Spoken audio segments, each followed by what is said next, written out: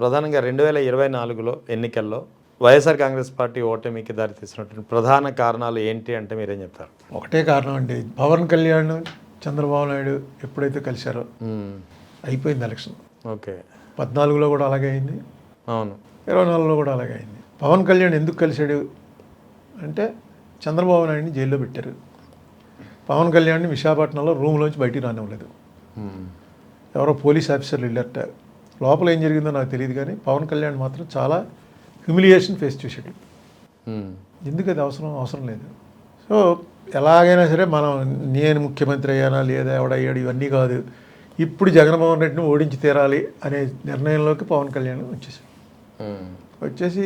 వెళ్ళి చంద్రబాబుని జైల్లో పెట్టవలసిన కేసు కాదు అది. ఓకే.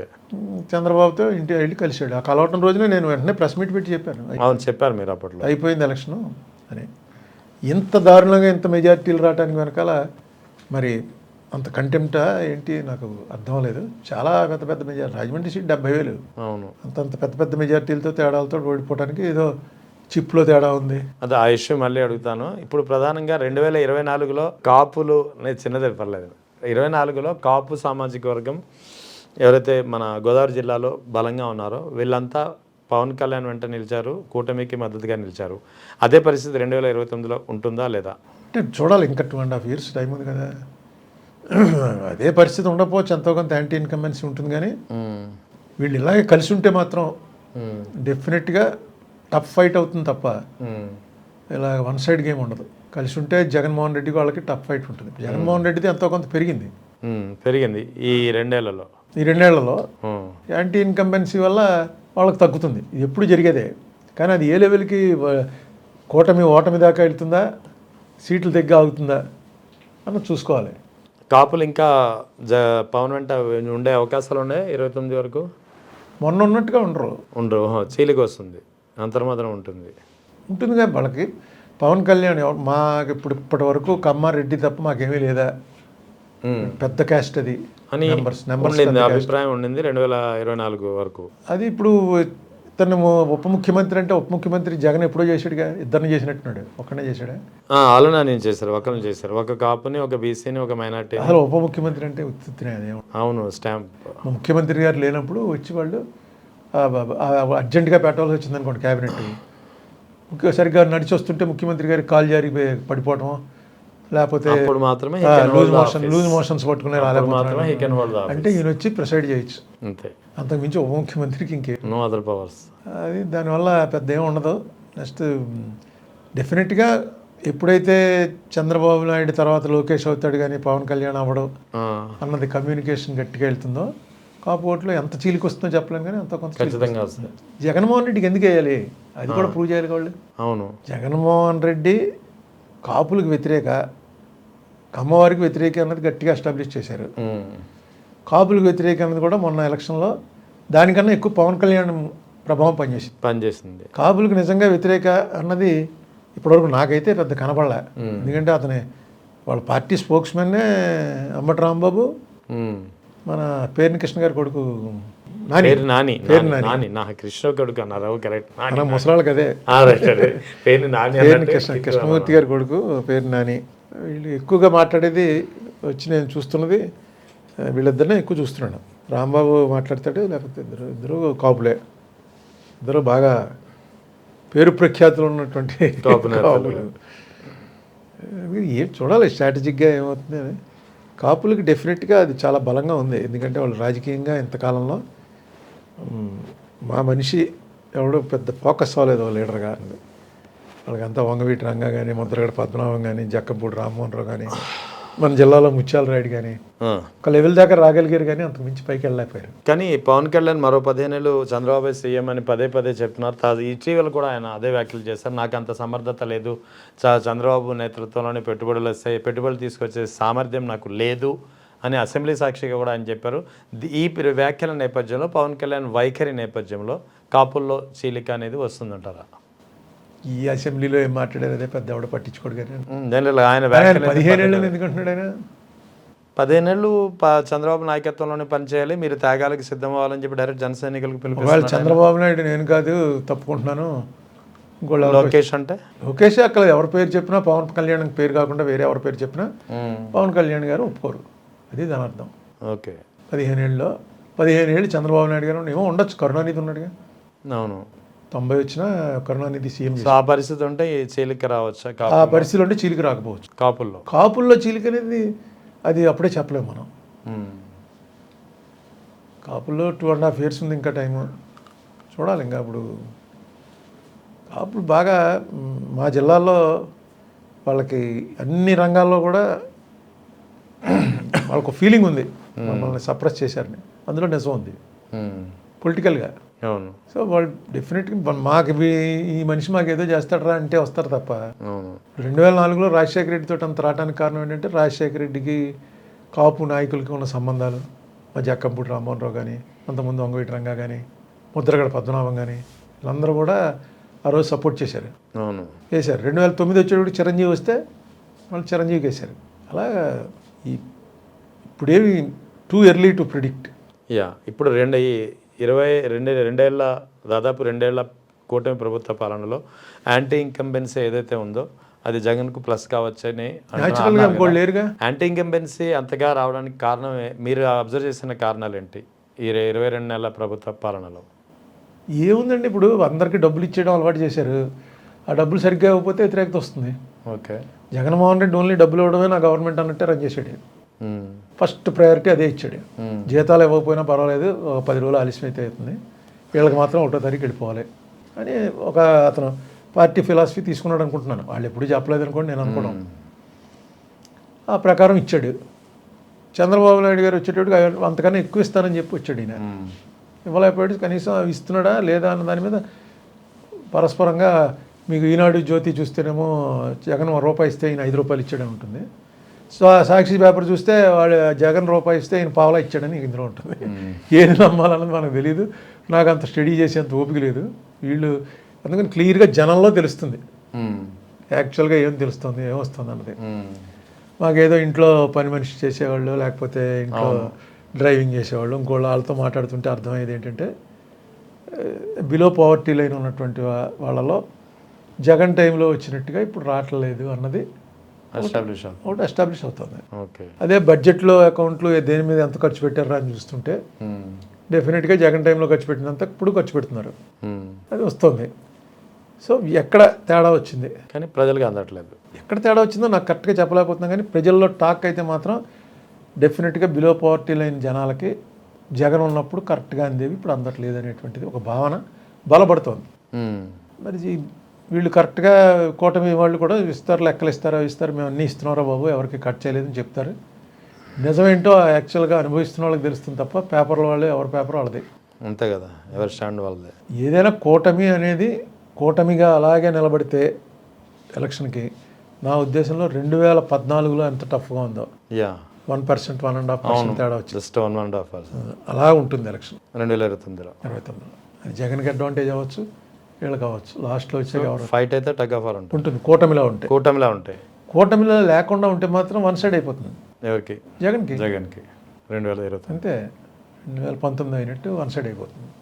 కూటమి ఉంటుందా లేదా అన్నది మళ్ళీ మోడీ చేతుల్లో ఉంటుంది. చూడాలి మరి. కాంప్లికేట్. మోడీ వాళ్ళైతే ఎలాగోలా డిస్టర్బ్ చేసి ఏదో ఒకటి చేసి వాళ్ళ గవర్నమెంట్ రావాలని కోరుకోవటంలో బీజేపీ వాళ్ళకి అందులో కాంప్రమైజ్ ఉండదు. ఎందుకంటే దాని వెనకాల ఒక ఎజెండా ఉంది, వాళ్ళకి క్లియర్గా వాళ్ళకి ఒక విజన్ ఉంది. Whether we agree with it or not, that's a different matter. But డెఫినెట్గా దే హ్యావ్ పర్టికులర్ ఎజెండా ఉంది, క్లియర్ వాళ్ళు అందులో. To overcome in any circumstances ఎవరైనా సరే ఇది బలేస్తారు, ఏమైనా చేస్తారు, అల్ల కల్లోలం అయిపోయినా పర్లేదు. ముందు they want to regain the power, that's all. Next వాళ్ళకి చంద్రబాబు నాయుడు గారి మీద పైన ఎంత గట్టిగా కావాలించుకున్నా మోడీకి చంద్రబాబు నాయుడుకి టైం వచ్చినప్పుడు దెబ్బేసేద్దామని ఆయన కూడా చూస్తుంటారు. సో ఆ దూరం ఇద్దరి మధ్య ఉండనే ఉంటుంది, అది అప్పుడు ఉంటుంది. అవసరాన్ని బట్టి కలుస్తున్నారు, కానీ ఆ అవసరం లేదనుకున్న మరుక్షణం ఇద్దరు విడిపోతారు. సో ఇక లాస్ట్ క్వశ్చన్, ఇటీవల జరిగినటువంటి వైర్ కథనం, పరకాల ప్రభాకర్ గారు చాలా లెక్కలు తీసి, అది కూడా నేను ఇచ్చిన లెక్కలో, మీరు ఇచ్చిన లెక్కలో, లేదా వైఎస్ఆర్ కాంగ్రెస్ పార్టీ ఇచ్చిన లెక్కలో కాకుండా నేరుగా ఎలక్షన్ కమిషన్ ఇచ్చిన డేటా ఆధారంగా ఆయన విశ్లేషించి శోధించి బయటకు తీసుకొచ్చిన వివరాలు ఆశ్చర్యంగా ఉన్నాయి. ముఖ్యంగా 2 ముక్కలు చెప్తాను. ఒక నిమిషానికి 4 ఓట్లు ఎలా వేసారు అనేది ఒక ప్రధానమైన ప్రశ్న. ఫామ్ 17A ఫామ్ 20కి డిఫరెన్స్ ఆఫ్ కౌంటింగ్ ఓట్స్ 40 లక్షలు ఎందుకు ఎక్కువ వచ్చినాయి. మూడవది అర్ధరాత్రి 11:45 నుంచి తెల్లవారుజాము 2 గంటల వరకు 3,500 పోలింగ్ బూత్లలో 17,19,000 ఓట్లు ఎలా పోలయ్యాయి. ఇది మెయిన్ ప్రశ్నలు, మెయిన్ అనుమానాలు. మీరు దీన్ని ఎలా? ఇవన్నీ నేను పరకాల ప్రభాకర్ గారి మొత్తం కరణ్ తాపర్తో ఇంటర్వ్యూ చూశాను. అవును, ఆయన చాలా హార్డ్ వర్క్ చేసి చేశాడు ఆయన. నేను ఆయన లెక్కలతోటి పూర్తిగా ఏకీభవిస్తున్నాను. ఎందుకంటే ఆయన అడిగింది సీసీ కెమెరాలు ఏవి అని అడిగాడు, లేవన్నారు. ఎస్, సీసీ కెమెరా అసలు పెట్టి రికార్డింగ్ చేసేదే మళ్ళీ చూసుకోవడానికి. అంతే కదా. సీసీ కెమెరాలు అన్నీ డిలీట్ చేసామంటే అర్థం ఏంటి, అక్కడ ఏదో తేడా ఉందన్నమాట. ఇందులో పెద్ద ఆలోచన అక్కర్లేదు, అందరికీ తెలుసు. అవును, అది ఎలక్షన్ కమిషన్ వాళ్ళు దానికి సమాధానం చెప్పట్లే. ఇంకోటి మహారాష్ట్రది ఏదో నాగ్పూర్ దగ్గర పూనా దగ్గర ఉన్న వాళ్ళు ప్రభాకర్ గారి కింద ముందే పెట్టారు. అవును, పెట్టి వాళ్ళు ఇచ్చారు. ఈయన ఇంకా విస్తృతంగా దాని మీద పనిచేశాడు. అవును, డెఫినెట్గా పరకాల ప్రభాకర్ చేసిన దాంట్లో ఇదిగో ఈ లొసుకుంది అని కూడా ఎవడో చెప్పలే. అవును, ఎగ్జాక్ట్లీ. ఇప్పుడు నెగ్గిన వాళ్ళు చెప్పాలిగా. అవును, చెప్పాలి. తప్పు చెప్పాడు దీన్ని ఎప్పుడూ చెప్పలే. ఎందుకంటే లేదు అందులో, నేనంతా లెక్క ప్రకారం చేసింది. అసలు ఫస్ట్ సీసీ కెమెరాలు తీసేయటం అనేది ఏదైనా తప్పు జరిగితే తీసేస్తారు కానీ లేకపోతే తీయరు. తీసేశారంటే అక్కడ ఏదో తప్పు జరిగిందనమాట. అవును, రాత్రి 10 నుంచి 2 వరకు 3,000 మంది ఓట్లు వేశారు ఈ బూత్లో, ఈ 4 బూత్లో ఉన్నప్పుడు సీసీ కెమెరాల్లో క్యూలు ఉన్నాయో లేవో చూపించాలి.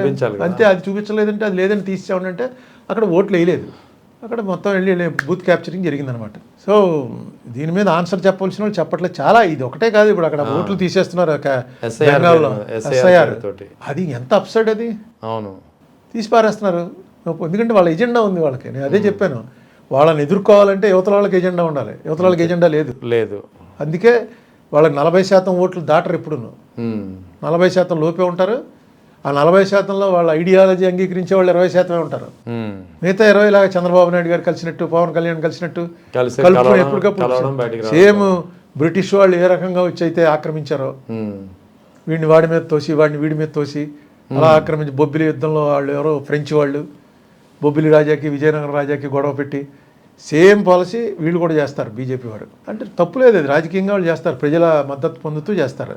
మీరు ఆయనకి ఎగైనెస్ట్ అయినప్పుడు ఆయన ఎలా ఓడించాలన్నది ఒకటే ఎజెండా పెట్టుకుని ఉంటే మిగతా పార్టీలు సక్సెస్ అవుతాయి. ఇప్పుడు చూడండి, కాంగ్రెస్ వాళ్ళు వెళ్ళి బెంగాల్లో అన్ని సీట్లకు పోటీ చేస్తున్నట్ట. అవును, ఏమవుతుంది? అవును, బీజేపీ అడ్వాంటేజ్ అవుతుంది. వీళ్ళకి ఎజెండా లేదు. రేపు ఎంఐఎం వాళ్ళు వెళ్ళి వాళ్ళు పోటీ చేస్తారు. వాళ్ళు చేస్తున్నారు ఆల్రెడీ. వాళ్ళు పోటీ చేస్తారు. సో యాంటీ ఈ బీజేపీ యాంటీ ఓటు 5-6 వెళ్తుంది. బీజేపీ ఓటు బీజేపీలో ఆపడచ్చు. మీకు అప్పుడే వీళ్ళందరూ 77లో జనతా పార్టీ కలిసినట్టు వీళ్ళందరూ కలిస్తే బీజేపీకి చెక్ పెట్టగలరు కానీ లేకపోతే చెక్ పెట్టలేరు. కాంగ్రెస్ అన్నది ఇనిషియేటివ్ తీసుకోవాలి ఇందులో. ఎగ్జాక్ట్, కాంగ్రెస్ త్యాగం చేయాలి, లీడ్ పార్టీ కింద త్యాగం చేయాలి. మేము పోటీ చేయము. ఎక్కడెక్కడ సెకండ్ ప్లేస్లో ఉన్నారో మొత్తం అక్కడ వాళ్ళకి వదిలేసి రీజనల్ పార్టీ సెకండ్ ప్లేస్ ఏ పార్టీ ఉందో ఆ పార్టీకి వదిలేస్తున్నాం. ఎగ్జాక్ట్లీ, మేము సపోర్ట్ చేస్తున్నాం అని లీడ్ తీసుకోవాలి. వాళ్ళే వచ్చి బెంగాల్లో మేము పోటీ చేస్తున్నాం అని అనేటప్పటికి ఎన్నోట్లో ఎంతో 1000 ఓట్లు వచ్చాయి, 2000 ఓట్లు వచ్చాయి, 10,000 వచ్చాయి, అన్నీ కూడా అదర్వైజ్ యాంటీ బీజేపీకి వెళ్ళే ఓట్లే. అంతే కదా. లెటస్. అయితే ఇక్కడ వైఎస్ రాజశేఖర రెడ్డి తిరుమల విషయంలో ఏ పనులు చేశారో మీకు తెలుసు. అవి వాటి గురించి ప్రజలకి తెలియాల్సిన అవసరం ఉంది.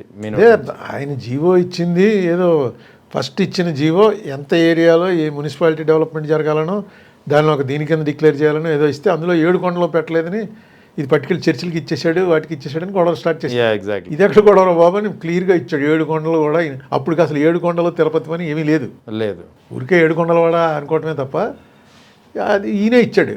ఈయనే ఫస్ట్ అసలు బార్డర్స్ ఫిక్స్ చేసి తిరుమల పరిధి 7 కొండలు 2 అది అధికారికంగా ప్రకటించింది Rajasekhara Reddy. 746 GO.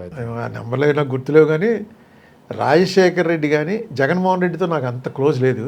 Okay, but Rajasekhara Reddy ఇతను హిందూ మతం పట్ల తక్కువ భావం, ఇంకో మతం పట్ల ఎక్కువ భావం ఉన్నవాడని ఎవరినంటే మాత్రం నాకు ఆయనకి ఉన్న పరిచయంలో అది చాలా తప్పు. అది పూర్తి అబద్ధం.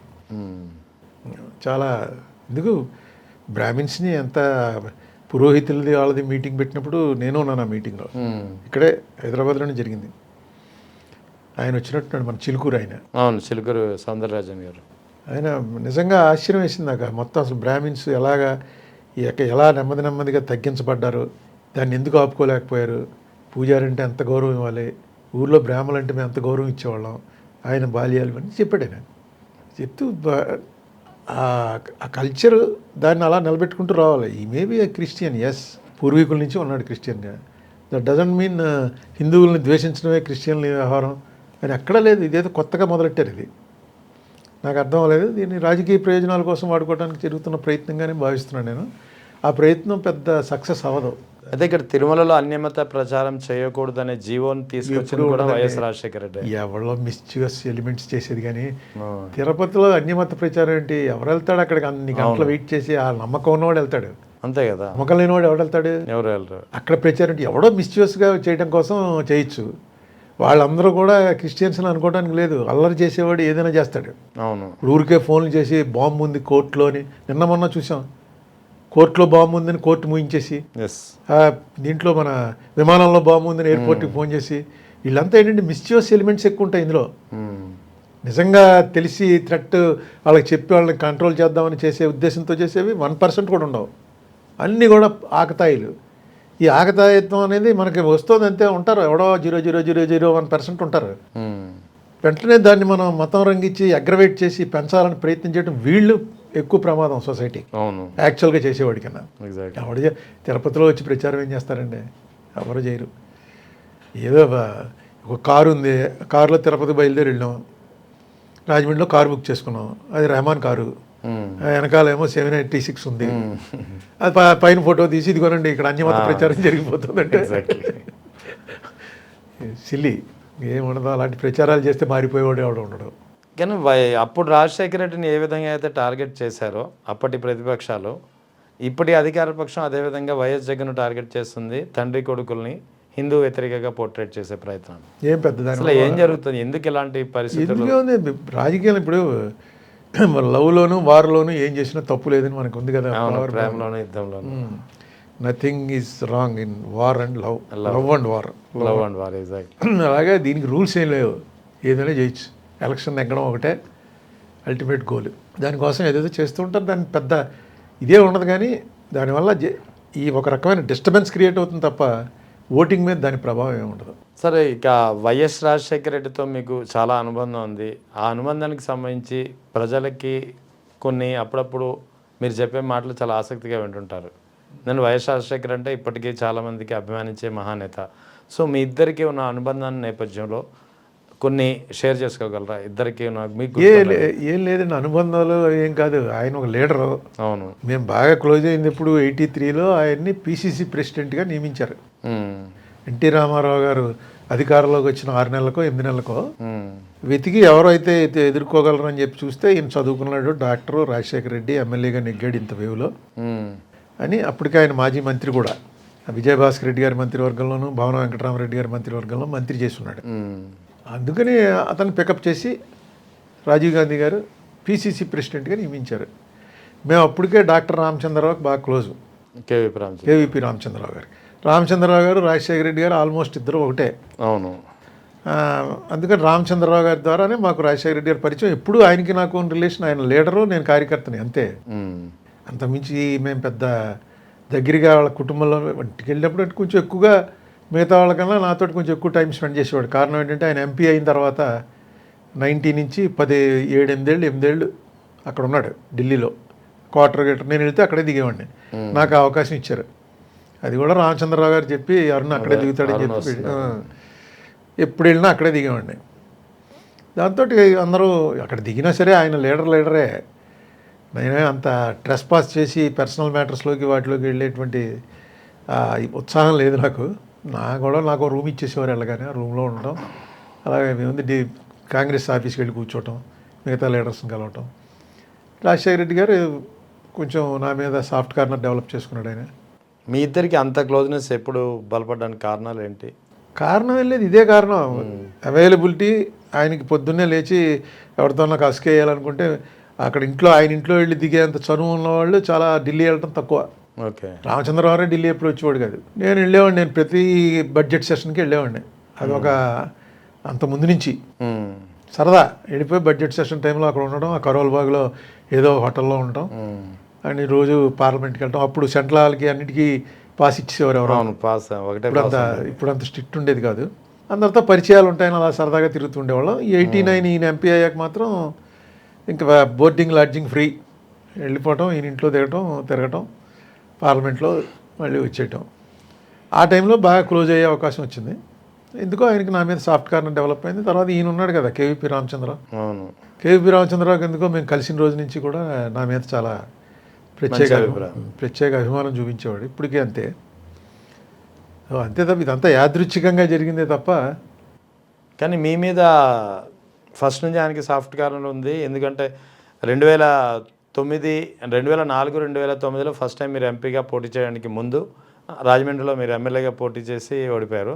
అయినా సరే మిమ్మల్ని గుర్తుంచుకొని 2004లో అవకాశం ఇచ్చారు, 2009లో వరుసగా 2 సార్లు నెగ్గారు మీరు.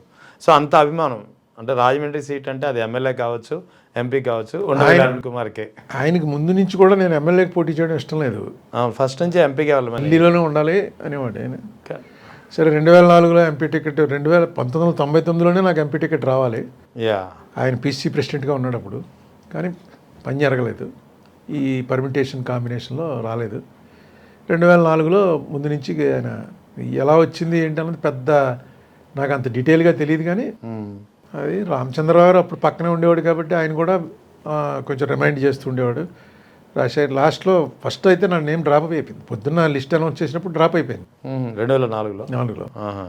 మళ్ళీ సాయంకాలం సిడబ్ల్యూసీలో కొన్ని మార్పులు జరిగాయి, ఎన్నో మార్చారు, రెండిట్లో నాదొకటి. అలా మొత్తానికి but for Rajasekhara Reddy and Ramachandrarao నేనేమి పెద్ద అంబిషియస్ కూడా కాదు. ఏదో వాళ్ళు పేరు పెట్టేవాళ్ళు వచ్చేవాడిని. ఎలక్షన్ ఓడిపోతే పార్టీ పోయింది అనుకునేవాళ్ళు, నెగ్గితే పార్టీ నెగ్గింది. అంతే తప్ప నా సొంత కంట్రిబ్యూషన్ పెద్ద ఏం లేదు. నన్ను చూసి ఓట్లు వేసింది ఏం లేదు. నన్ను చూసి ఓట్లు తగ్గుంటాయేమో కానీ ఇంకా అది మీరు అనుకుంటారు. కానీ అదే రాజమండ్రి అని నాకు కూడా తెలుసు కాబట్టి నేను అంతగా ఆసక్తిగా అడుగుతాను. నేను అంత పబ్లిక్తో అంత సంబంధాలు ఉన్నవాడిని, అలాంటిది ఏం కాదు పెద్ద. నేను ఎవరు వచ్చితే వాళ్ళు ఎవరేమడిగితే ఫోన్ చేయ రెహమాన్ కంటే ఫోన్ చేసేయటమే. అవును, అపకారం అయితే ఎవరికి ఏం చేయలేదు కదా. అపకారం చేసేంత సమర్థత కూడా లేదు నాకు దానికి. సో నేను పెద్ద I don't consider my self as a potential candidate. వాళ్ళు అనుకున్నారు, పెట్టారు. సరే 2 సార్లు ఓడిపోయాను, అయినా టికెట్ వచ్చింది, 2 సార్లు గెలిచాను. అన్నిటికన్నా నా క్యాస్ట్ కానీ నా ఆర్థిక పరిస్థితి కానీ సమకాలీన రాజకీయాల్లో నిలదొక్కుకోవడానికి సరైనటువంటి. కానీ 2 సార్లు రాజమండ్రి ఎంపీ చేస్తున్నప్పుడు మీ స్టాంప్ ఏంటి, మీరు చేసినటువంటి గ్రోత్ ఏంటనేది అందరికీ తెలుసు రాజమండ్రి వాళ్ళకి. మీరు కూడా ప్రతి ఇయర్ సుబ్రహ్మణ్య మైదానంలో అదే ఏదో యూనిక్గా చేయాలి కదా. అవును, అందుకని సుబ్రహ్మణ్యం చేసిందే కదా చెప్పేది. అంతే. ఇప్పుడు అన్నీ యాదృచ్ఛికంగా జరుగుతుంటాయండి. ఆ టైంలో రాజశేఖర రెడ్డి టైంలో ఒక పెద్ద మంచి ఏం జరిగిందంటే మొత్తం ఇంటర్నేషనల్గా పెద్ద భూము. ఆయన ఎన్ని పథకాలు అనౌన్స్ చేసినా అన్ని పథకాలకి కావాల్సిన డబ్బు వచ్చేసేది. డబ్బులు లేకుండానే అనౌన్స్ చేసేవాడు. సాయంకాలానికి ఏదో ఇంకో పెరిగిపోయేది. అలాగా ఆ భూమిలో జరిగింది. దానికి తగ్గట్టుగానే మనకు రాజమండ్రి అంటే అరుణ్ కుమార్ ఆయనకి చాలా, రాజశేఖర రెడ్డికి రాజమండ్రి అనగానే ఏది రాజమండ్రిలో పెట్టచ్చా అని వెంటనే ఏదైనా ఒక ఇది. ఇప్పుడు ఈ రైల్వే బ్రిడ్జిలు పైన కట్టారు, దాన్ని ఏమంటారు, ఆర్ఓబి రోడ్ ఓవర్ బ్రిడ్జి, లేకపోతే రైల్ ఓవర్ బ్రిడ్జ్, ఏదో బ్రిడ్జెస్. అది అరుణ్ కుమార్కి అన్ని ఇచ్చేసారని పెద్ద గొడవ చేశారు. చేస్తే ఆయన చెప్పాడు, అసలు నువ్వు గొడవ చేస్తున్నా ఆయనతో అన్నాడు, నీ కాన్స్టిట్యున్సీలో అసలు రైలు పట్టాయలేదు, నీకెందుకు అయ్యా. రైలు పట్టాలు ఎక్కువ ఉంటాయి, బ్రిడ్జీలు ఎక్కువ ఉంటాయి. అరుణ్ కుమార్కి రైలు పట్టాలే మొత్తం అంతా, అందుకని బ్రిడ్జీలు ఎక్కువ ఇచ్చానని. నాకు దాంట్లో ఎందుకంటే 50-50 అది. అలా చాలా. అవును, మీ పార్లమెంట్ పరిధిలో అన్నీ అవే కదా. అటు కేశవరం కడియం చూసుకున్నా, ఇటు నిడదలు చూసుకున్నా, రాజమండ్రి సిటీ, మండపేట అన్నీ అవే కదా. ఇప్పుడు కొత్తగా పెట్టిన బ్రిడ్జి కూడా మన టైంలో వచ్చింది. అప్పుడు జక్కంపూడి రామ్మోహన్ రావు R&B మినిస్టర్. అవును, ఫోర్త్ బ్రిడ్జ్. అవును, తెలుసండి. ఆ బ్రిడ్జి కూడా మనకి సెంట్రల్ గవర్నమెంట్ దీంట్లోంచి తీసేశారు. 6 బ్రిడ్జిలకే 5 బ్రిడ్జిలకో ఇచ్చారు, మన బ్రిడ్జి లేదు. లాస్ట్ మినిట్లో మళ్ళీ నన్ను వెళ్ళి 2008లో అనుకుంటుంది, 2008 అనుకుంటాను, శంకుస్థాపన చేసాడు. శంకుస్థాపన అప్పుడే జరిగింది. చేసిన తర్వాత వెళ్ళి నన్ను పంపించాడు సిడబ్ల్యూసీలో. నువ్వేం చేస్తున్నావు, వెళ్ళి ఆఫీస్కి వెళ్ళి అన్నాడు. సార్ 6 అయిపోయిందంటే అయితే వాడు ఇంటికి వెళ్ళి అన్నాడు. ఇంటికి వెళ్ళి మొత్తానికి ఆయన పట్టుకుని పెట్టించండి, రేపు మీటింగ్లో మిగతాది రాజశేఖర రెడ్డి గారి ఆఫీస్ చూసుకుంటుంది, పెట్టించండి అని పెట్టించి రాజశేఖర రెడ్డి గారి ఆఫీస్ నుంచి చెప్పి ఆ బ్రిడ్జి కూడా నన్ను బాగా వాడాడు ఆయన. సిడబ్ల్యూసీ అన్నది అప్పుడు నాకు విజిటింగ్ కార్డు కూడా లేదు. నేను సిడబ్ల్యూసీ అని ఎలా చెప్పుకోవాలంటే, వెళ్ళి నీ కాంగ్రెస్ ఆఫీస్లో విజిటింగ్ కార్డులు ఉంటాయి నీ పేరుతో, అవి కూడా తీసుకోలేదా, ఎందుకని నీకు సిడబ్ల్యూసీ అని. అదే ఒక ఫస్ట్ 5 years చాలా బాగుండేది. ఎందుకంటే తిట్టడానికో బాగా చేసేవాడినానికో రాజశేఖర రెడ్డి ఉండేవాడు. అవును. తర్వాత లేదు. తర్వాత ఆయన చచ్చిపోయిన తర్వాత ఒకసారి ఏముంది రొటీను, మనకేం బిజినెస్ లేవు, నన్ను వచ్చి అడిగే ఇండస్ట్రియలిస్టులు వాళ్ళు ఎవరు ఉండరు, ఎవరికి వాళ్ళకి లాభీ ఉంటుంది, నా దగ్గరికి వచ్చి అడిగేవాళ్ళు ఎవరు ఉండరు. మీ పొలిటికల్ కెరీర్ పరంగా చూసుకున్నా లేదా మీకు వ్యక్తిగతంగా మీతో సాన్నిహిత్యం కోసం చూసుకున్నా వైఎస్ రాజశేఖర రెడ్డికి మీకు ఒక బంధం అయితే ఉంది. అది సోర్సెస్ ఏవైనా కావచ్చు. సో ఒక్కసారిగా 2009 సెప్టెంబర్ 2 హెలికాప్టర్ ప్రమాదానికి గురైంది రాజశేఖర రెడ్డి ప్రయాణించినటువంటి చాపర్ అని తెలిసినప్పుడు ఎలా ఫీల్ అయ్యారు? అందరూ స్టేట్ అంతా ఎలా ఫీల్ అయ్యారో అలాగే ఫీల్ అయ్యాం. యాక్సిడెంట్ చచ్చిపోకూడదు. అప్పుడు కొంచెం ఒక 2-3 ఏళ్ళ తర్వాత ఇదే యాక్సిడెంట్ జరుగున్నా అతను చాలా వరకు అతను వేసిన ప్లాన్ అంతా కూడా టక్కన ఆగిపోయింది. అంతర్జాతీయంగా పరిస్థితులు అలాగే వచ్చాయి. పెద్ద కెలామిటీ కదా 2008 నుంచి. అవును. లేమన్ బ్రదర్స్ అది పెద్ద కెలామిటీ. ఆ భూమి పోయి ఒక్కసారిగా డౌన్ అయిపోయింది మార్కెట్. ఏదో రాజశేఖర రెడ్డి అలా ఒక పాత్ర వచ్చాడు, నాది అయిపోయింది పాత్ర అనుకున్నాడు. దేవుడిని నమ్మాలి. Most untimely death. ఆ రోజు వాతావరణం కూడా చాలా ప్రతికూలంగా ఉంది. వెళ్ళొద్దు అని చెప్పి చాలామంది వారించినా సరే, పైలట్ నుంచి కూడా ఇన్స్ట్రక్షన్స్ వచ్చినా సరే, లేదు నేను మాట ఇచ్చాను వెళ్ళాలి తప్పదు అని చెప్పి వెళ్ళారు. అవన్నీ తర్వాత నాకు తెలిసి రాజశేఖర రెడ్డి పూర్తిగా పైలట్ ఏం చెప్తే అదే చేస్తాడు. ఎక్స్ మనిషిని అతను పవర్స్ డెలిగేట్ చేయడంలో అలాంటి లీడర్ని నేను చూడలే. మీకు అప్పచెప్తే ఇంక మీరే బాధ్యత అంతే. ఎంతమంది వచ్చి మీ మీద చెడు చెప్పినా పట్టించుకోడు.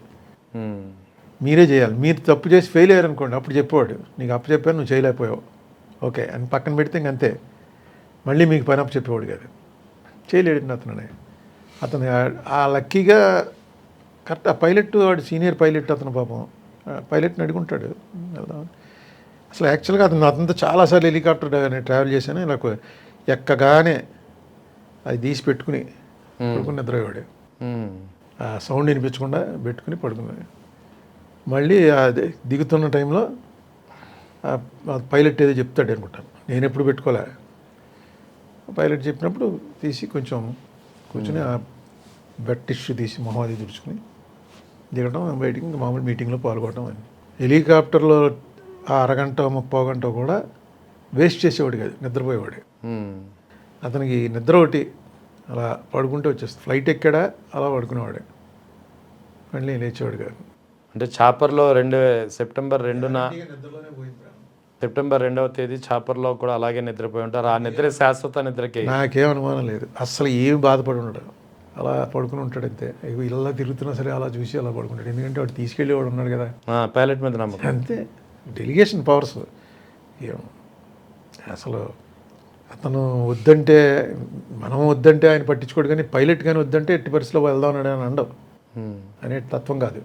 ఆ రోజు ఒకసారిగా మీకు ఆయన కుడి భుజం కావచ్చు, ఆయనకి మీరు కుడి భుజం కావచ్చు, కారణాలు ఏమైనప్పటికీ లేదు ఒక సాన్నిహిత్యం అయితే మీరు ఆయన ఒక మహానేతగా మీరు చూస్తుండొచ్చు. కానీ బయట నుంచి చూసిన ప్రజలు మాలాంటి వాళ్ళకి, జర్నలిస్టులకు కానీ సామాన్య ప్రజలకు కానీ ఉండవల్లి అరుణ్ కుమార్, వైఎస్ రాజశేఖర రెడ్డి ఇద్దరిది ఒక అవినాభావ సంబంధం అని అందరూ అంటారు, ఇప్పటికీ చెప్తారు. అటువంటిది ఒకసారిగా ఆయన లేరని ఇప్పుడు ఒక మంచి హ్యాండ్, ఒక సపోర్ట్ మీరు కోల్పోయినట్టు. సపోర్ట్ ఏంటి, అయిపోయింది పొలిటికల్ లైఫ్. తర్వాత నాదేం లేదు పెద్ద ఆయనతోటే. అంటే ఇప్పుడు ఆయనతో అప్పటికి 25 ఏళ్ళు అయిందా, 83 నుంచి. అవును, 2009 25 ఏళ్ళు అయింది.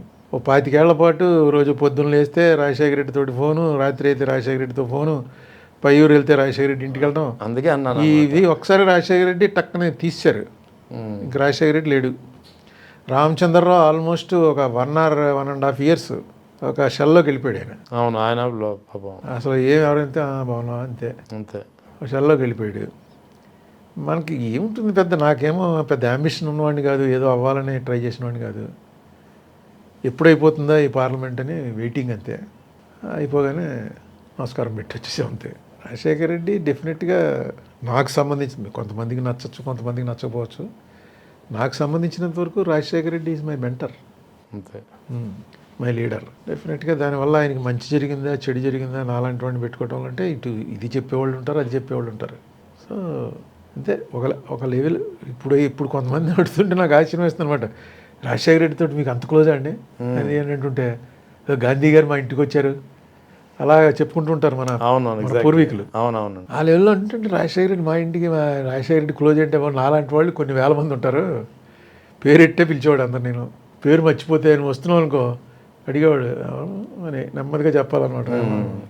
రామా టఫ్ అని కొట్టేవాడు. ఇంకా అతను ఇంప్రెస్ అయ్యి అసలు మనకి చేసిన చీఫ్ మినిస్టర్లు అందరిలో ఒక్కొక్కరికి ఒక్కొక్క క్వాలిటీ ఉంది, కానీ అవతల మనిషిని పూర్తిగా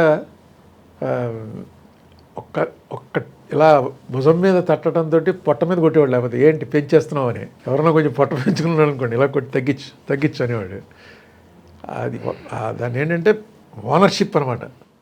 మనిషిని ఓన్ చేసుకుని సొంతం చేసుకోవడం. ఆ మనిషి కూడా సొంతం చేసుకునేవాడు. ఎగ్జాక్ట్లీ. ఒక్కడే కాదు, అది గాడ్ గిఫ్ట్ అంతే క్వాలిటీ. తర్వాత ఎంత చిన్నవాడు చెప్పినా సరే అది వినేవాడు. వెళ్తూ డ్రైవర్ ఈ ₹2 బియ్యం ఎలా ఉంటుంది అని డ్రైవర్ని అడిగేవాడు. లేకపోతే గన్మెన్ అడిగేవాడు. వాళ్ళు చెప్పేది చాలా జాగ్రత్తగా వినేవాడు. వాళ్ళకి ఇది ఈజీ. వాడు కొంచెం స్టిఫ్ అయిపోయి ఇదేంటిది ఇలా అడిగేస్తున్నాడు అని సీఎం గారు అనుకుంటే ఆ భుజం మీద కొట్టు చెప్పు మీరు ఎంతమంది ఫ్యామిలీ అలా వెళ్ళే 5 నిమిషాల్లో మాట్లాడేవాడు. అది ఒక ఆర్ట్. అవతల వాడు డెఫినెట్గా నిజమే చెప్పేవాడు. అదే మీరు పెడుతున్నారు కదండి చాలా బాగుంటుందండి అని. అలా కాదు, లేదండి పెద్ద ఏం లేదండి ప్రజల్లో లేదండి అని చెప్పేవాళ్ళు ఉండేవారు. కానీ అందరివి తీసుకుని తనకు నచ్చింది చేసేవాడు. లీడర్ చేయవలసిన పని అది. నో ఈజ్ చాలా మర్చిపోలేని మనిషి. ఇంకా రాజమండ్రి రాజకీయాల్లో జక్కంపూడి రామ్మోహన్ రావు అండ్ ఉండవల్లి అరుణ్ కుమార్ ఒక క్లోజ్ ఫ్రెండ్షిప్, ఒక క్లోజ్ పొలిటికల్ ఇది అనుకోవచ్చు, బాండ్ అనుకోవచ్చు. అసలు ఎలా నడిచేది మీ ఇద్దరి మధ్య? ఎందుకంటే ఆయన చూశారు కదా, మీరు పూర్తిగా సాఫ్ట్. నేను చూశాను sir, as a journalist Rajahmundry సిటిజన్గా నేను చూశాను. అందరికీ తెలియాల్సిన విషయాలు కూడా చాలా ఉన్నాయి. జగ్గమూడి రామ్మోహన్ రావు ఫుల్ అగ్రెసివ్, మీరు full soft and full technical person. So ఎలా నడిచేది మీ బంధం? ఎందుకు అంతకాలం నడిచేది? చెప్పారుగా ఆపోజిట్ పోల్స్ అట్రాక్ట్. యా, ఇద్దరం క్వైట్ ఆపోజిట్. అందుకని అతనికి చాలా జక్కంపూడి రామ్మోహన్ రావు ఏంటంటే అతను నన్ను పూర్తిగా నమ్మాడు. నాకు నిజంగా ఎలిజిబిలిటీ లేకపోయినా ఎందుకో నేనైతే అతని అభివృద్ధే కోరుకుంటానని అతనికి పూర్తి నమ్మకం. దానివల్ల మాకెప్పుడు విభేదాలు, తీవ్రమైనటువంటి విడిపోవలసినంత విభేదాలు ఎప్పుడు లేవు. జనరల్ బేసిక్గా జక్కంపూడి రామ్మోహన్ రావు అనేవాడు కొంచెం దుడుకు మనిషి తప్ప మంచివాడు. తర్వాత హార్డ్ వర్కింగ్, చాలా కష్టపడతాడు. 24 గంటలు సరిపోవు. అతను 65కి 66కి చచ్చిపోయాడు, కానీ పనిచేసిన గంటలు బట్టి లెక్కేసుకుంటే 100 ఏళ్ళు బతికేసాడు. అన్ని గంటలు పనిచేసేవాడు. అదొక కసి అంతే. నాకు రాజకీయంగా అసలు నేను మీటింగుల్లో మాట్లాడడం ఇంకోటి అన్నీ కూడా అతని వల్లే. ఎందుకంటే నాకు కొంచెం నేను ఇంట్రావర్ట్ లాగా షై. నాకు గతంలో కొత్త వాళ్ళతోటి, ఇప్పుడు కూడా కొత్త వాళ్ళతో నేను మాట్లాడలేను. తెలిసిన వాళ్ళతో కమ్యూనికేట్ చేయగలను, కానీ కొత్తగా పరిచయం చేసుకుని మాట్లాడడం ఇలాంటి వాటిలో కొంత. మీరు అంత నాన్ స్టాప్గా స్పీకింగ్ పవర్స్ ఉంది కదా, మీరు ఇంట్రోవర్ట్ అంటున్నారు. స్పీకింగ్ పవర్ వేరు, నేను మాట్లాడతానండి అని అడగాలి. అచ్చా, ఓకే, రైట్ సార్ నాకు కూడా ఒక ఛాన్స్ ఇప్పించండి డయాస్ మీద. అవకాశం ఇస్తే ఓకే, అవకాశం ఇస్తే మాట్లాడగలను. మీరు కానీ అవకాశం ఇవ్వడం అడగలేను. నా తరఫున అడిగేవాడు రాము అని అడగటం కాదు, ముందు నేను మాట్లాడకపోతే అసలు మీటింగ్ ఎరగనిచ్చేవాడు కాదు. అబ్బో, అంతా వాళ్ళంతా ఏమనుకునేవారంటే వీడు ఎగదోస్తున్నాడు, వాడిని రామ్మోహన్ ఒకటి వదులుతాడండి మీదకి, వాడు వచ్చి గొడవ చేస్తాడు అని. నిజం అది కాదు, వాడే ఒప్పుకునేవాడు కాదు. మాకు ఎప్పుడు 1972 ఆంధ్ర ఎడ్యుకేషన్ అంత ముందు నుంచి కూడా ఎప్పుడు పరిచయం అయిందో కూడా నాకు కరెక్ట్గా గుర్తులేదు. చాలా చాలా క్లోజ్ అయ్యాం. చాలా నా పట్ల అపారమైన గౌరవం ఉండేది. ఒక మంచి అతను. యాక్చువల్గా సిక్ అవ్వడం చాలా దురదృష్టకరం. మినిస్టర్ అయినప్పటికే సిక్ అయిపోయాడు. అవును, ఆ సిక్నెస్ కూడా రేర్ సిక్నెస్. ప్రపంచంలో ఒక మొత్తం ఇప్పటికీ 10-15 మందికి వచ్చి ఉంటుంది. అమెరికా తీసుకెళ్ళాం కదా, అమెరికా కూడా వెళ్ళాను. అతను డెఫినెట్గా హీ డిజర్వ్స్. అతను మీ ఇద్దరి మధ్య అసలు ఎటువంటి విభేదాలు ఎప్పుడు వచ్చినట్టు మాకైతే తెలియదు. ఎందుకు అంత గట్టిగా బంధం అలా కొనసాగిందంటే ఏం చెప్తారు? అంటే అతనికి నేను కాంపిటీషన్ కాదు, నేను అతనికి కాంపిటీషన్ కాదని ఇద్దరికీ తెలుసు. కాంపిటీషన్ కాకుండా సహజంగా ఇద్దరు మిత్రుల మధ్య ఏదో ఒక విభేదాలు వస్తూనే ఉంటాయి. అలాంటివి వచ్చి ఉండొచ్చు. ఆ విభేదాలు వేరు. మాట దాంతో ఏవో మాట మీద ప్రతిదానికి అతనికి ఒక్కో చోట అనవసరంగా అగ్రెసివ్గా పోయేవాడు. నేను వద్దన్నా వినేవాడు కాదు. ఏదో జిల్లటి జరిగినప్పుడు కొంచెం 2 రోజులు ఇంకా వద్దులేరా ఫోన్ నేను ఇష్టం వచ్చినట్టు చేసుకోని. తర్వాత మళ్ళీ 2 రోజులు అయ్యాక మళ్ళీ వచ్చేవాడు. వచ్చింది ఏం చేయమంటావు, అలా చేస్తే ఇలా చేస్తే అనేవాడు. అలాగే ఏదో ఇదంతా అతను చిన్నపిల్లాడి మనస్తత్వం. కానీ అతనిలో ఉన్న రేర్ గుణం నాలో లేనిది ఏంటంటే ఎంత పనైనా చేయగలడు. రేపు పొద్దున్నలోగా ఒక 10 పేర్లు ఇచ్చి 10 మందిని పర్సనల్గా కలిసి ఒప్పించి రేపు మీటింగ్ తీసుకురావాలంటే ఒకడు ఆయన అమలాపురంలో ఉంటాడు, ఒక ఆయన తునిలో ఉంటాడు, మొత్తం అందరూ వెళ్ళి తిరిగేసేవాడు. తిరిగేసి ఎప్పుడు ఈ ఎమ్మెల్యే అయ్యాక కాదు, అంతకుముందు మోటార్ సైకిల్ వేసుకుని యూత్ కాంగ్రెస్ ప్రెసిడెంట్గా ఆ కసి చాలా రేర్గా ఉంటుంది. చాలా కష్టపడేవాడు. అయితే ఇక్కడ ఇదే క్వశ్చన్ యాక్చువల్గా గోదావరి జిల్లాలో వైఎస్ రాజశేఖర రెడ్డికి మీరు జక్కంపూడి రామ్మోహన్ రావు గారు ఇద్దరికి ఒక మంచి ప్రాధాన్యత ఉండేది. రాజశేఖర రెడ్డి ఎప్పుడు అటువైపు వచ్చినా మిమ్మల్ని రామ్మోహన్ రావు గారిని ఇద్దరిని చూడకుండా ఆయన వెళ్ళేవారు కాదు, కలిసి కలవకుండా వెళ్ళేవారు కాదు. సో అటు 2009 సెప్టెంబర్లో ఎప్పుడైతే చాపర్లో ఈయన చనిపోయారో అప్పటికి ఈయన ఆల్మోస్ట్ చాలా సిగ్గా ఉన్నారు. సరిగ్గా మనుషులను కూడా మాట్లాడుతున్నారు కానీ మాట సరిగ్గా రావట్లేదు. నేను అప్పుడు సాక్షిలో ఉన్నాను. ఈ మరణ వార్త చెప్పడానికి వెళ్ళినప్పుడు చాలా తటపటాయిస్తూ చెప్పారు కుటుంబ విజయలక్ష్మి గారు వీళ్ళంతా. ఒకసారిగా షాక్గా గురయ్యారు, మాట్లాడలేకపోతున్నారు, మాట సరిగ్గా రావట్లేదు. అప్పటికే బాగా వీల్ చైర్ మీద ఉన్నారు. కళ్ళలో నీళ్ళు ఎలా తెచ్చుకోవడం ఎప్పటికీ గుర్తుంది నాకు. సో మీరు ఎలా చూసారు? ఒకవైపు మీ ఆప్తమిత్రుడు కోల్పోయాడు, ఒకవైపు మీకు సాన్నిహితంగా ఉన్న రాజశేఖర రెడ్డి, ఇద్దరు ఒకే సంవత్సరంలో ఆల్మోస్ట్ 2009 ఒక సంవత్సరం అదే కొంచెం కొద్ది కాలానికి జగన్ పార్టీ పెట్టాకే పోయాడు. అవును, ఎగ్జాక్ట్లీ. అంటే ఈ రెండు అంటే ఇద్దరు ఒకేసారి, అటు మీరు వైఎస్ రాజశేఖర రెడ్డి చనిపోయారు, ఇటు మీకు క్లోజ్గా మీతో పొలిటికల్ రామ్మోహన్ మరణం అనేది, రామ్మోహన్ ఫిజికల్గా చనిపోయాడు ఆ రోజు. కానీ అంతకుముందు 4-5 ఏళ్ళ నుంచి అతను ఆల్మోస్ట్ బెడ్ రిడెన్, కమ్యూనికేట్ చేయలేకపోయాడు. అవును, ఎగ్జాక్ట్లీ. మాట చాలా పోయింది, మాట అలా చాలా లోపల ఏం బాధపడ్డాడో నాకు తెలియదు. కానీ అతను ఆల్మోస్ట్ ఇన్వాలిడ్ అయిపోయాడు, వెజిటబుల్ అయిపోయాడు అంటారు, అలాగా పరిమితం అయిపోయాడు. అలా ఉండేవాడు అంతే. ఎగ్జాక్ట్లీ. నేను వెళ్ళినప్పుడు కూడా రాజశేఖర రెడ్డి చనిపోయారు అనే వార్త వినడానికి అది కుటుంబ సభ్యులు విజయలక్ష్మి గారు వీళ్ళంతా చెప్పడానికి వెళ్తున్నప్పుడు నేను అక్కడ ఉండి మాట్లాడే ప్రయత్నం చేద్దాం, అసలు ఆయన స్పందన, ఆయనతో అంత అసోసియేషన్ కదా అంటే కంట్లోంచి నీళ్ళు వస్తున్నాయి కానీ మాట రావడం లేదు. అలా షాక్లో అలా ఉండిపోయారు ఆయన. నేను ఇవాళకి మర్చిపోలేను నేను నా జీవితంలో. అంతే, మృత్యువులు ఎవరు ఇప్పటి వరకు ఎవరికి కూడా సమాధానం దొరకని ప్రశ్నే మృత్యువు. అందరికీ తప్పదని తెలుసు, కానీ మనకేదో మన వరకు కొంచెం టైం ఉందిలే అని అనుకుంటుంటాం. ఎప్పుడేం జరుగుతుందో తెలీదు. రాజశేఖర రెడ్డి మరణానికి, జక్కంపూడి మరణానికి ఈ రెండు, జక్కంపూడి అలా డిటీరియేట్ అవుతూ బాధపడి రాజశేఖర రెడ్డి సడన్గా అన్ఎక్స్పెక్టెడ్గా ఏదైనా. ఇప్పుడు నాకు రామ్మోహన్ రావు అనేవాడు అసలు అలాంటి జబ్బు వస్తుందని నేను ఎప్పుడు అనుకోలే. మనకి రావాల్సింది, ఎందుకంటే మంచి ఆరోగ్యం అవుతుంది. అవును, బాగా ఫిట్గా ఉండేవారు, చేసేవాడు. అలవాటు అప్రాత్రి ఎక్కడైనా జరిగిన వెంటనే ఏ దురలవాటు లేదు. ఎగ్జాక్ట్లీ. శుభ్రంగా తింటాడు, అదే దురలవాటు. బాగా ఏ శుభ్రంగా తినేవాడు. ఎంత అతను తిండి కూడా ఎవరో పెద్ద ఎందుకంటే అంత పని చేసేవాడు. ఎగ్జాక్ట్లీ. ఫిజికల్గా కూడా ఎప్పుడు ఫిట్గానే ఉండేవాడు. కానీ ఎందుకు 2002-2003లో అనుకుంటాను స్టార్ట్ అయింది. కొంచెం బ్యాడ్ లక్ అంతే. అదే కేవలం 2 ఏళ్ల వ్యవధిలో 2009లో 2011లో గుర్తొచ్చింది.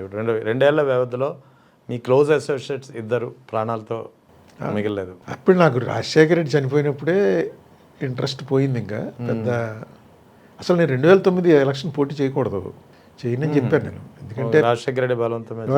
ఎందుకంటే నేను అన్ని రకాలుగా వీక్ అయిపోయాను అప్పటికి. ఎందుకంటే రకరకాల ఇవి పెట్టారు ప్రచారాలు. నేను షెడ్యూల్ కాస్ట్కి వ్యతిరేకం, అంబేద్కర్ని తిట్టానని గుర్తుందండి. ఇంకా షెడ్యూల్ కాస్ట్ ఓటు అయిపోతే ఇంకేముంది కాంగ్రెస్కి. అవును. తర్వాత నాకు ఎక్కువ మంది జిల్లాలో ఫ్రెండ్స్ కాపులు చిరంజీవి గారు పార్టీ పెట్టి అటే పోయారు. అవును, ప్రజారాజ్యం పార్టీ. కమ్మవారు మామూలుగా తెలుగుదేశంలో ఉంటారు. రామోజీరావు గారు గొడవ వల్ల ఆ ఎలక్షన్లో ఎలాగైనా వీడిని ఓడించాలనేటువంటి ఒక కృతనిశ్చయంలో వాళ్ళు ఉన్నారు. సరే, కమ్మవారు ఎలాగ వ్యతిరేకం కాబట్టి అదేం పెద్ద దానివల్ల జరిగే ప్రత్యేక కానీ ఏమన్నా 1% పెరగచ్చు అంతే. కాపులు దూరం అయిపోయారు, షెడ్యూల్ కాస్ట్ దూరం అయిపోయారు అనుకున్నాను. కానీ రాజశేఖర రెడ్డి గారు మరి సర్వే చేయించారు, ఏం చేయించారు కానీ షెడ్యూల్ కాస్ట్ ఓటు మొత్తం నీకే పడుతుంది, అలాగే పడింది. అందుకే నెగ్గాను నేను. అవును, మీకు మెజార్టీ బాగానే వచ్చింది కొంచెం. 2000 అవును, పార్లమెంట్కి. అవును, పార్లమెంట్ మెజార్టీ. ఇక్కడ గోపాలపురం అటు సైడ్ కూడా అనపర్తి మిమ్మల్ని అనపర్తిలో అదే అనపర్తి అసలు యాక్చువల్గా వీళ్ళందరూ ఏమంటారంటే ఏదో సడన్గా అనపర్తి వచ్చేసిందండి. అది అనపర్తి మధ్యాహ్నం 12 గంటలకి డిక్లేర్ అయిపోయింది.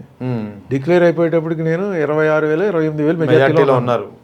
రాత్రి వరకు తగ్గుతూ వచ్చి 2,000 ఆగింది. కాకినాడలో జరిగింది. అట్ ఎనీ గివెన్ టైం నా అపోనెంట్ నాకన్నా ఎక్కువ ఓట్లు ఎప్పుడు రాలే. అవును, కరెక్టే. మీరు ప్రతి రౌండ్కి మీ మెజార్టీ తగ్గుతుంది తప్ప, but you are in majority. అది 1,500 కావచ్చు, 2,000 కావచ్చు, 3,000 వాళ్ళు మామూలుగా టీవీలో స్క్రోలింగ్ బాగా టెన్షన్ పెరిగిపోయేది. టీవీలో స్క్రోలింగ్ చేసుకుని గోపాలపురంలో తెలుగుదేశానికి 12,000 మెజార్టీ అనగానే మనం కూడా మెజార్టీలోకి వచ్చాం. ఎందుకంటే నాకు సాక్షిలో ఉన్నప్పుడు నేవన్ భాస్కర్ గారే ఫోన్ చేసేవారు, ఏ అప్డేట్ చెప్పట్లేదు, ఏంటి ఏం చేస్తున్నావు, నువ్వు ఉన్నావా లేదా అక్కడ అని. సార్ చెప్తాను సార్, ఫైనల్ ఫిగర్ రానివ్వండి, ఆయన అయితే మెజార్టీలోనే ఉన్నారు, మరి మిగతా ఛానల్లో ఎలా వస్తుంది అంటే అని అడిగేవారు ఆయన. లేదు sir, is and majority, correct figure కాదు, కొద్దిగా ఓపిక పట్టండి చెప్తాననేవాడిని.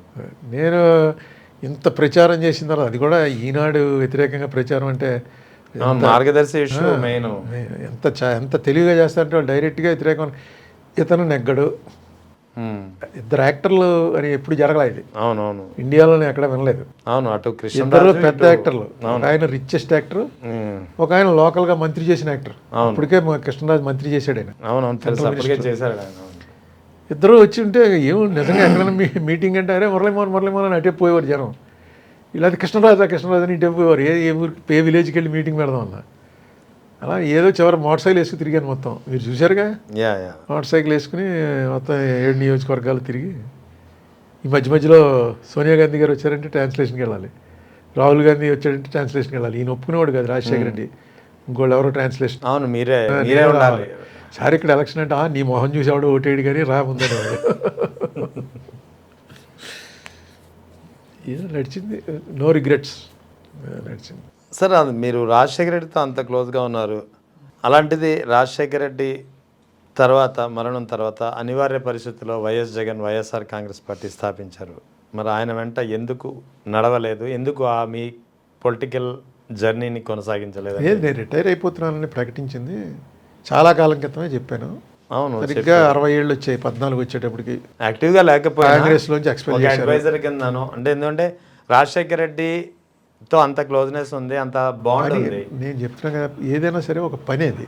అవును, పని చేయలేను నేను. ఇంకా రిటైర్ అంటే రిటైర్. పని చేసేటువంటి శక్తి లేదు నాకు. శక్తి ఉండాలి, ఆసక్తి ఉండాలి, ఈ రెండు లోపించాయి. పని చేయకుండా ఊరికే వెళ్తే ఎందుకు వెళ్ళాలి? జీతం కోసం వెళ్ళాలి. నేను పోనీ కరప్షన్ అని ఏమైనా చేసి డబ్బులు సంపాదించుకోవచ్చు అంటే పెద్ద ఇంట్రెస్ట్ లేదు. డబ్బులు ఉన్నవి చాలు నాకు, జీతం కోసం కూడా ఎక్కడ చెల్లక్కర్లేదు.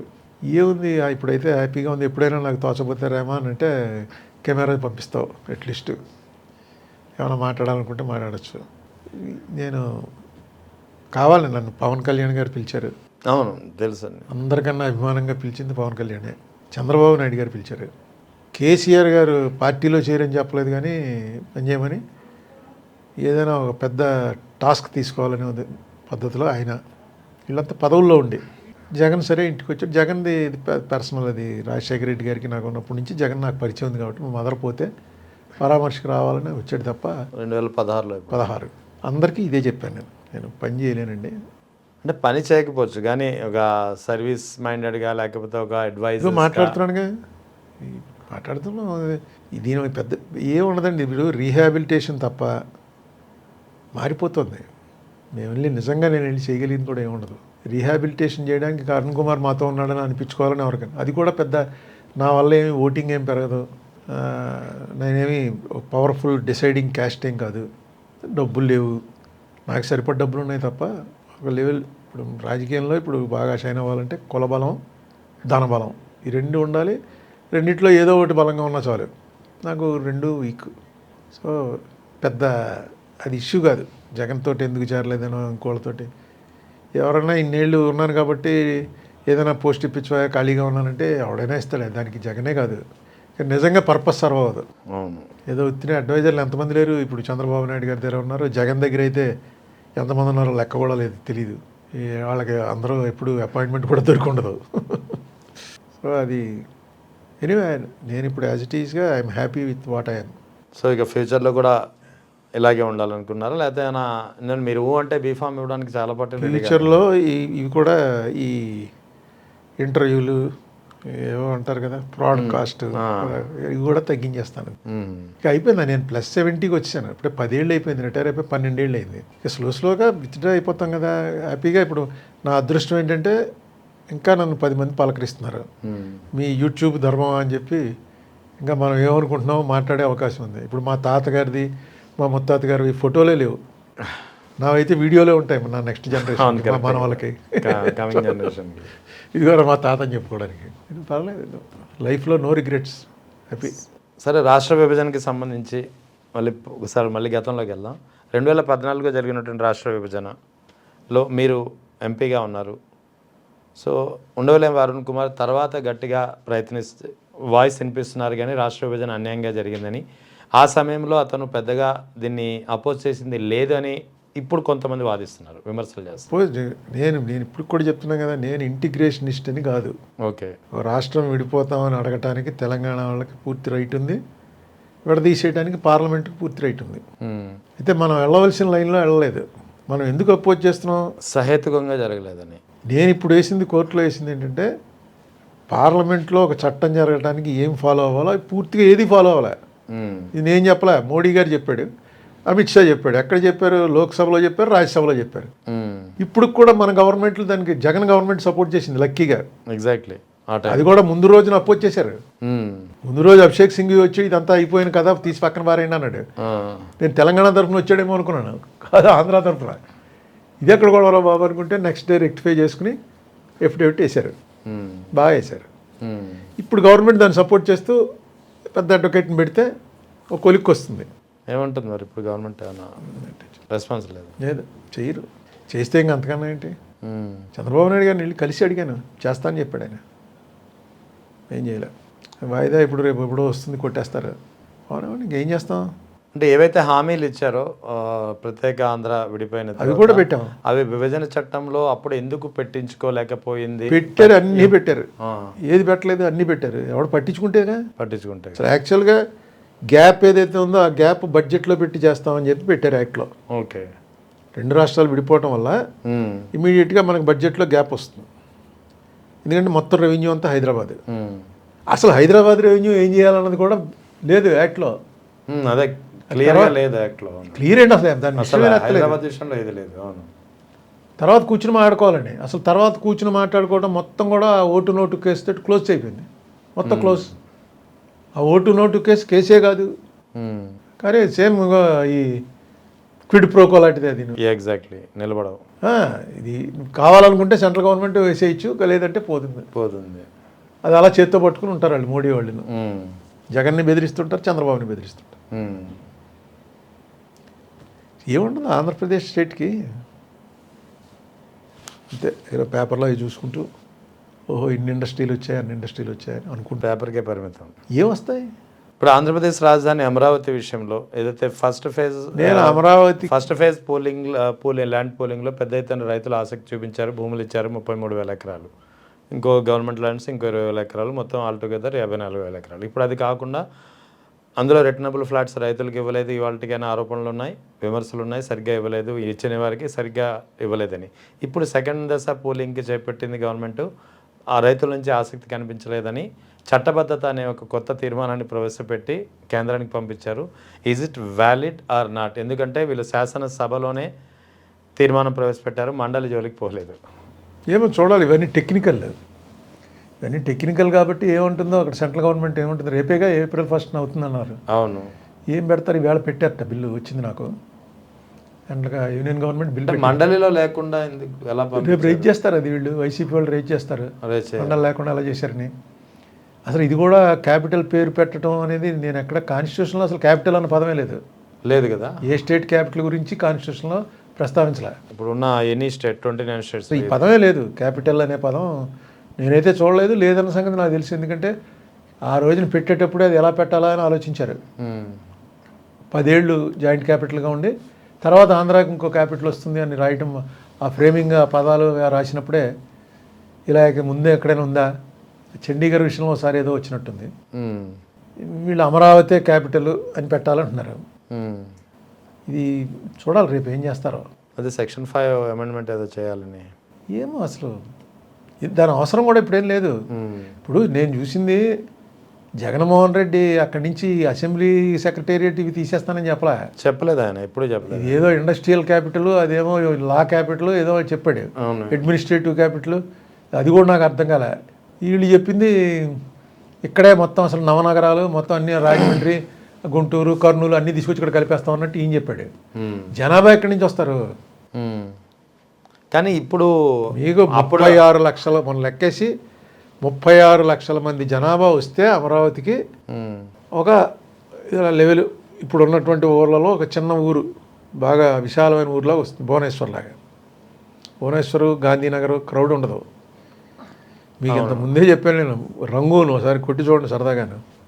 రంగూను క్యాపిటల్గా ఉండేది బర్మాకి. బర్మా అది తీసేసి నాపిడా అని ఒకటి కట్టారు. దాని పేరేంటంటే ఘోస్ట్ సిటీ. ఇప్పటికీ ఎవరు నివాసం 25 ఏళ్ళు అయింది కట్టి. న్యూ రాయ్పూర్ పరిస్థితి ఆల్మోస్ట్. న్యూ రాయ్పూర్ ఇలా కట్టలేదుగా, క్యాపిటల్ కట్టారు. అక్కడి నుంచి గాంధీనగర్ అంతే, అక్కడ ఎవడో ఉండడు. అయితే అహ్మదాబాద్ పోతారు. ఇది కూడా విజయవాడను గుంటూరును డెవలప్ చేసుకుంటూ వస్తే అది వేరు. లేదు విజయవాడ గుంటూరు రోడ్డు మీద రోడ్డుకి ఇటు కట్టుకుంటూ వచ్చారనుకోండి క్యాపిటల్, నంబూరు యూనివర్సిటీ కట్టినట్టు, అప్పుడు వెనకాలంలో అన్ని వాల్యూలు పెరుగును, రైతులు విపరీతంగా రిచ్ అవుతారు. హైదరాబాద్ ఏమైంది? అవును, చుట్టుపక్కల ఉన్న చిన్న చిన్న ఊర్ల వాళ్ళందరూ రిచ్ అయ్యారు. అవును, ముందే వెళ్ళి కొంతమంది టేప్ వస్తుంది హైటెక్ సిటీ అని కొనేసుకున్న వాళ్ళు ఇంకా కోటీశ్వర్లు అయిపోయి పెద్ద రిచ్ అయిపోయారు. తెలియని వాళ్ళు అమ్మేసుకుని వాళ్ళు అలా ఉండిపోయారు. ఇవన్నీ చోట్లే జరుగుతూ ఉంటాయి గ్యాంబ్లింగ్. కానీ గవర్నమెంటే తీసుకుని ఇది అంతా గవర్నమెంట్ అసెట్ అని చూపించి ఇది ప్లాన్ ఏంటో నాకు అర్థం అలా. చంద్రబాబు నాయుడు గారు వేసిన ప్లాన్ ఎక్కడా లేదు ప్రపంచంలో జరిగినట్టు. సరే ఆయనకి ఏముందో విజనరీ కదా, ఆయన విజన్లో ఏముందో నాకైతే అర్థం కాదు. నేను బుక్ వేసాను కదా భ్రమరావతి అని. అవును, భ్రమరావతి అని బుక్ వేసాను. వేసి తిట్టారు అప్పుడు. నేను ఐఎమ్ నాట్ అగెన్స్ట్, అసెంబ్లీలో అయింది తీర్మానం. ఆ రోజు తీర్మానం వ్యతిరేకించమని జగన్మోహన్ రెడ్డి గారి పార్టీకి చెప్పాను. ఎవరు మాట్లాడలేదు. సోమయాజులు గారిని అడిగాను, చెప్పవే బాబు ఆపమని. అంటే విన్న లేదు, అక్కడ వింటే వాళ్ళ 2 జిల్లాల వాళ్ళు వ్యతిరేకం అయిపోతారు, మాట్లాడలేదు అన్న. ఆ రోజు వ్యతిరేకించాల్సింది. ఎందుకంటే శివరామకృష్ణ కమిషను క్యాపిటల్ ఎక్కడ పెట్టాలో చెప్పలేదు, కానీ ఇక్కడ మాత్రం పెట్టద్దని చెప్పింది. ఎందుకో ఇక్కడ ఉన్న ఏరియా, దానికి ఉన్నటువంటి పరిస్థితిని బట్టి వాటరు అదంతా ఫెర్టైల్ ల్యాండ్ కదా. Fertile lands. సో ఈ ఫెర్టాలిటీ గురించే మాట్లాడుతున్నా, ఫెర్టైల్ ల్యాండ్స్ గురించి. యాక్చువల్లీ కర్ణాటక రాజధానిగా ఫస్ట్ మైసూరు అనుకున్నారు. చారిత్రకంగా మైసూరు హిస్టారికల్గా వెల్ నోన్ ప్లేస్ కాబట్టి. కానీ మైసూరు చుట్టూ సేమ్ అమరావతి లాంటిదే ఫెర్టైల్ ల్యాండ్స్, నదీ పరివాహక ప్రాంతం, ఫుల్గా ఫెర్టైల్ ల్యాండ్స్, బాగా పంటలు ఏడాదికి 3 పంటలు పండే ప్రదేశం. అటువంటి ఫెర్టైల్ ల్యాండ్స్ని ఎందుకు నాశనం చేయడం అని చెప్పి 100 కిలోమీటర్స్ దూరంలో ఉన్నటువంటి బెంగళూరుని ఎంచుకొని కొన్ని లిమిటెడ్ కన్స్ట్రక్షన్స్ మాత్రమే, అంటే హైకోర్టు కానీ సెక్రటేరియట్ కానీ కట్టి మిగిలినది వదిలేశారు. అది కాలక్రమంలో ఇవాళ బెంగళూరు నెంబర్ 1 సిటీ. ఎవరు దీన్ని కాదనేది లేదు. అలా ఎందుకు చేయలేకపోతున్నారు ఇక్కడ? అదే కదా, అది ఇవన్నీ కూడా మనం ఇక్కడ మాడుకునే ప్రయోజనం ఆవేళ అసెంబ్లీలో అడగాలి. అసెంబ్లీలో ఇది పెట్టినప్పుడు వీళ్ళకి 50 మంది 60 మంది ఉన్నారు ఎమ్మెల్యేలు. అప్పుడు నాకు సోమయాజుల గారితో బాగా పరిచయం ఉంది కాబట్టి ఆయన దగ్గరికి వెళ్ళి చెప్పాను, బుక్ వేస్తున్నాను, ఈ బుక్ ఆపేస్తాను, అసెంబ్లీలో గట్టిగా గొడవ చేయమనండి అంటే చెప్పాడు ఆయన సోమయాజులు. అయితే పొలిటికల్గా మనం వీక్ అయిపోతాం, 2 జిల్లాల్లో ఇప్పటికే వీక్గా ఉన్నాం అవును అన్నారు. తప్పది. ఆవేళ చేసుంటే ఇక్కడ పెట్టడం తప్పు. విజయవాడలో పెట్టు, గుంటూరులో పెట్టు, తీసుకొచ్చి ఇక్కడ ఈ ఏరియాలో అని అంటే అడిగినా కూడా వాళ్ళకి చేసే హక్కు ఉంది, ఎందుకంటే మెజారిటీ వాళ్ళకు ఉంది కాబట్టి. అట్లీస్ట్ మీ వెర్షన్ ఇది అని వెళ్ళలేదు. ఆ రోజు మాట్లాడలేదు. తర్వాత ఈయన రాగానే ఇక్కడి నుంచి అది మారుస్తున్నాను ఇది మారుస్తున్నాను అంటాం. వాళ్ళు అక్కడి నుంచి ఎన్నాళ్ళు రోజు నిరాహారదీక్షలే చేస్తుండేవారు. 100 మంది ఒక రోజు ఉంటే 1000 మంది ఒక రోజు ఉండి 2000 మంది. ఎందుకంటే వాళ్ళ ఆస్తులన్నీ తీసేసుకున్నారు గవర్నమెంట్కి ఇచ్చేసారు ఆస్తులన్నీ. అవును. వాళ్ళకి రావాల్సింది ఏమీ రాలేదు. 10 ఏళ్ళు అయిపోయింది. ఏంటి వాళ్ళ పరిస్థితి? మాటికి త్యాగం చేశారు. త్యాగం చేయడం అంటే ఉత్తరే ఇచ్చేసినట్టు. అంతే కదా. ఇప్పుడు వాళ్ళ నిజంగా నాకు ఆ రైతుల పరిస్థితి, ఆ రైతుల్లో మనం ఉండుంటే ఏంటి, మనం ఏమనుకోవాలి? భూమి తీసుకున్నారు, మనకేదో ఫ్లాట్లు ఇస్తా ఉన్నారు, డెవలప్డ్ అన్నారు. డెవలప్మెంట్ ఏం అవ్వలేదు. అవ్వలేదు. రేట్లు పడిపోయాయి. ఫ్లాట్లు ఎక్కడో ఇప్పటికి కూడా తెలియదు. తెలీదు. అప్పుడే 3వ గవర్నమెంట్.